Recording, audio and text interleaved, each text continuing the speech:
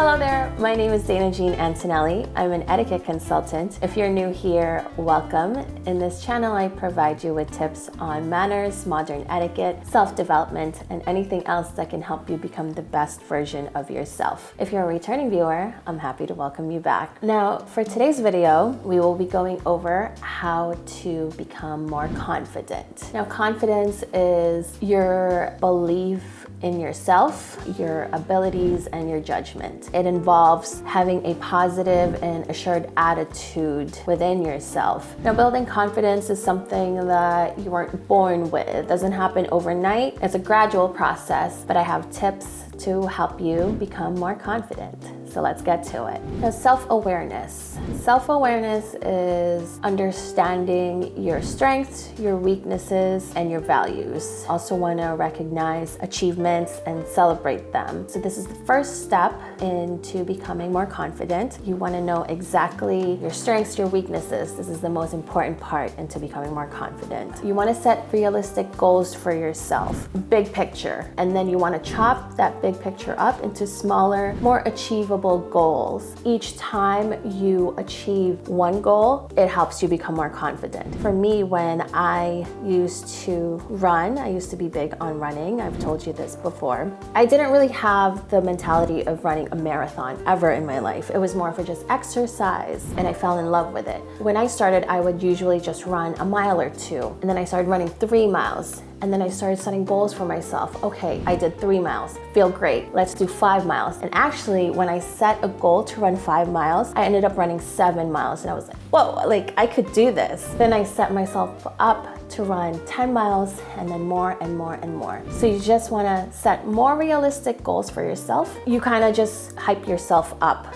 when you achieve those. Just makes you feel more confident. Now, the next thing I want to talk about is facing your fears and challenges. Now, this means getting out of your comfort zone. I used to be uncomfortable going to events by myself. You know, I used to be nervous. So usually I would bring someone with me, kind of just someone to talk to. In reality, that kind of defeats the purpose of going into, say, like networking events. You go into networking events because you want to network. I would bring a friend or, you know, someone else that I knew. I would usually just talk to them and not really meet new people. So what I started doing is going out there, going by myself. And I was actually just at a networking event not too long ago. I met this girl. She went by herself. She was telling me how this was really uncomfortable for her, but she had to do it for her own good.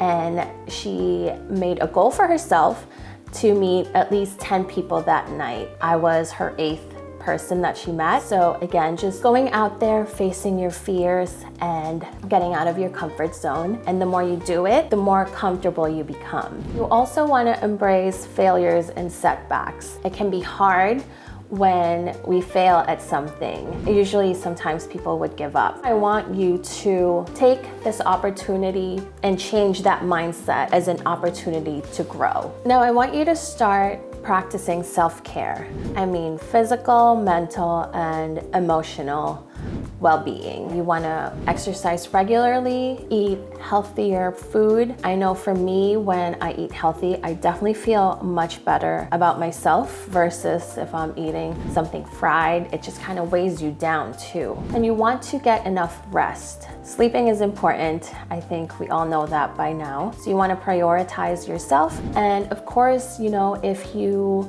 want to talk to a therapist about situations or problems that you may be facing, that's really important to do so. So you also want to start practicing positive talk, positive affirmations to yourself. You want to be kind to yourself. You want to hype yourself up and believe in yourself, because if you don't, no one else will. Lizzo is a great example of someone who oozes confidence. She believes in herself, her abilities. She doesn't let anyone affect the way she thinks about herself. And one last thing, you want to surround yourself with people who believe in you, people who are confident themselves, so that way they can inspire you to become more confident. This way, you're away from all the negative people, because otherwise you'll never escape the negativity. And there you have it, ways to become more confident. And I guarantee you, if you take my advice, you will become more confident sooner rather than later. If you enjoyed this video, please give it a thumbs up. If you haven't done so already, please subscribe to my channel. Also follow me on Instagram and TikTok. And if you have any questions, comments, please leave them in the comment section down below. And I hope to see you on my next video. Thank you very much for watching.